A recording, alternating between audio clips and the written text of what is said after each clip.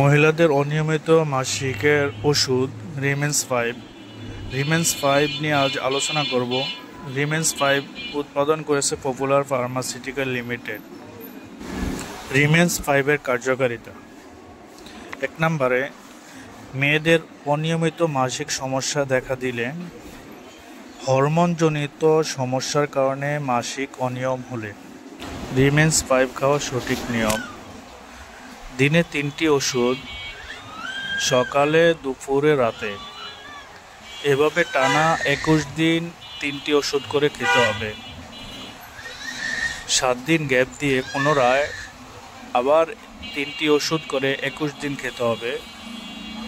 এভাবে 3 মাস খেলে ইনশাল্লাহ আপনার অনিয়মিত মাসিক অবশ্যই নিয়মিত হয়ে যাবে।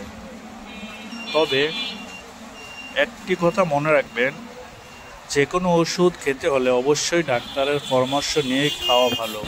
রিমেন্স 5 খেলে তার কিছু পার্শ্ব প্রতিক্রিয়া দেখা যায়, তা হলো 1 নম্বরে মাথা ব্যথা, বমি ভাব হওয়া, চোখে ঝাপসা দেখা, শ্বাসকষ্ট হওয়া।